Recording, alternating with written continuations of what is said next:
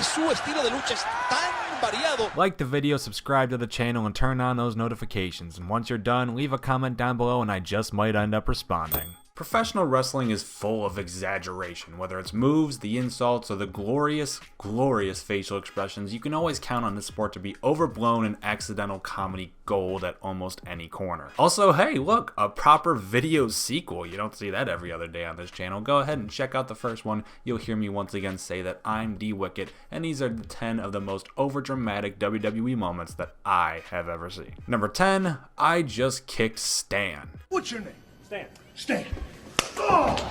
See? I just kicked Stan! Calm down, Shawn! Don't tell me to calm down! Get ready for D-Generation X, because these two show up on the list a lot. A complete oversight from the original video, Shawn Michaels and Triple H are two of the most professional workers inside of that ring when they need to be. And they really don't give a fuck when they don't need to be. I mean, they're D-Generation X after all. What did you expect? For the first entry on their list, we have the classic moment where Shawn Michaels goes on a backstage rampage, starting with the beheading of the eventual Ty Dillinger. You'll see here the most authentic case of Shawn and H's acting just being bad, which almost seemed to be like purposeful by the pair when working together. Nobody tells me that I don't know controversy. You gotta be kidding me. I'm gonna speak to you. Tell me what I know. Number 9, STF face. John Cena that one! It's the STF! That's an STF! John Cena just logged in an STF quick master! Can't believe it! For those of you who don't know, STF face or ST is the unfortunate disorder that takes place when John Cena has been having a long or particularly grueling match and he locks in his STF submission. Despite the fact that Cena puts almost zero effort into making this move look effective pretty much every time he puts it in, he does typically put a face on that would read otherwise. Jesus Christ, just look at the man go. He may have transitioned originally from the full-time professional wrestler to Hollywood superstar, but the casting crew definitely weren't watching till the ends of matches to decide whether or not he was worth hiring.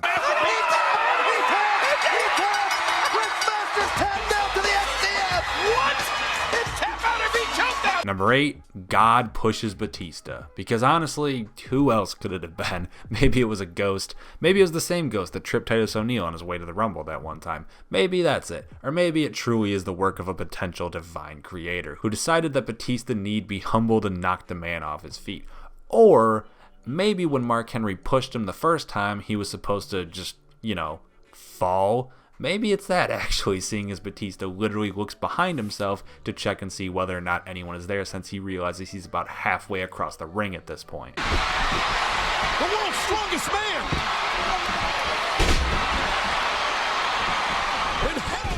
Number 7, Seth's winning face. Seth Rollins may very well be the best wrestler walking the earth today, but if there's one thing he does controversially, well, it's laugh. I can't speak for most of his facial expressions because they haven't really been worth noting, but I can say that this specific face in question was a bit overblown. After Lillian Garcia let us know Dean Ambrose won their WWE World Heavyweight Championship match, Rollins immediately jumped into a fury, but then when Lillian decided to let us know that it was a win by disqualification and that Seth Rollins was still the champion, well, you'll see what happens. WWE World Heavyweight Champion is Seth Rollins.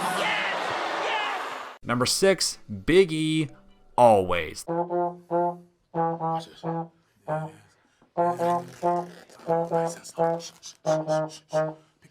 There is such a thing as overdramatization being done positively. While Shawn and Triple H's take may be considered such, Big E is on a whole nother level with this shit. Really, the whole New Day could take this spot, but Big E, man, Big E, legitimately everything he does is overdramatized. Everything from the gyrating hips, to the eccentric promos, to the bizarre costume choices, to the pure charisma oozing from his every single pore.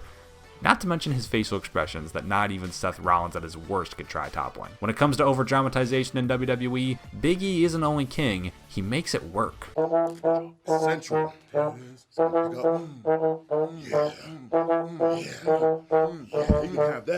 Number 5, Triple H gets called out. I think I know, as the rest of the Hart Foundation knows, what the HHH stands for in HBK. DX are really interesting on this list because now that I think about it, each entry is kind of a different over-dramatization somehow. First, we have just blatantly bad acting for seemingly no reason, but now we jump into the realm of parody, except it's not parody, as Bret Hart issues a challenge to Triple H. The soon-to-be Game and HBK have themselves a cute little back and forth where the intention is clearly to belittle the Hitman as, oh, we're so shocked. You may have barebacked your way to some kind of main event, one pay-per-view after another, but the fact is, I make more money. While that's clear, this is the gray area of the list, because while you can clearly see what they're going for, it still feels kind of awkward and not in the way that it should. I don't know, I'm overanalyzing this shit. This doesn't matter. All that matters is that these fuckers are over dramatizing the hell out of these facial expressions, and it's kind of funny. The green shirt, Hunter Hearst Helmsley.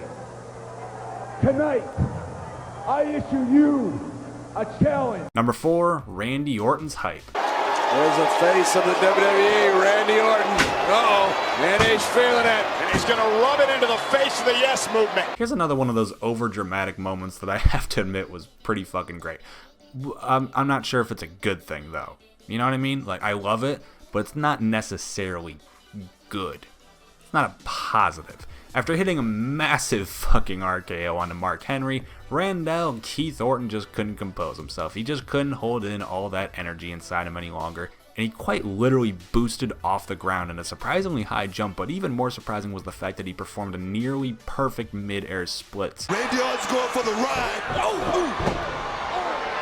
And Christian RKO from the Viper.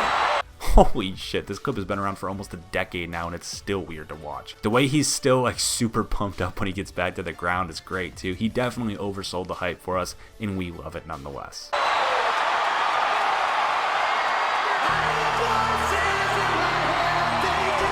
guys, you gotta love it. Number 3, DX parody the McMahons, and here's where it comes full circle. And wham, wham, wham.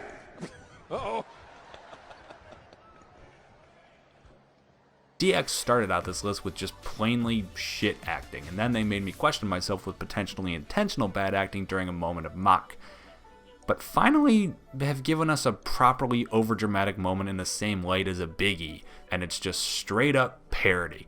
In this 2006 classic, we have Triple H dressed as his father-in-law Vince, and Shawn Michaels as the legendary Shane McMahon, legendary of course for his iconic dance moves which receive much of the parody here. Seriously, watching Shawn dance around the ring every 15 seconds does admittedly crack a pretty big smile on my face. Look at me, Dad. I'm dancing, Dad. I'm dancing. Stop it. Number 2, Brock's shrieks. I'm afraid of what's gonna.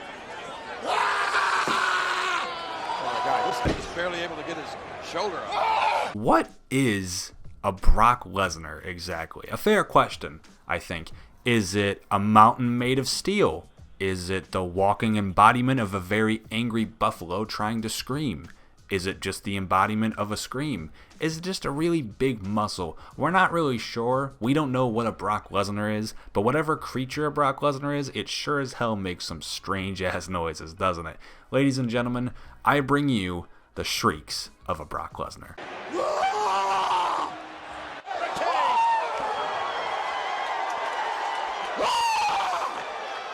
What the fuck was that? And number 1, The Undertaker's weird laugh.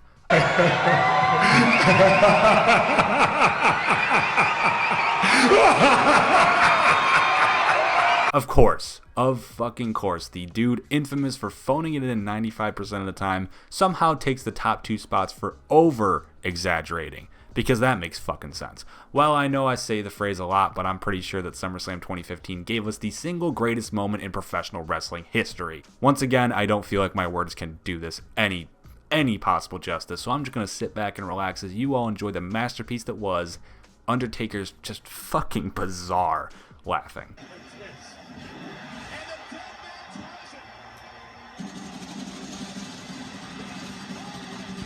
And those are 10 more of the most overdramatic WWE moments of all time. What are your thoughts? You want a part 3? Let us know in the comments down below after liking the video, subscribing to the channel, and notificationsing that goddamn bell.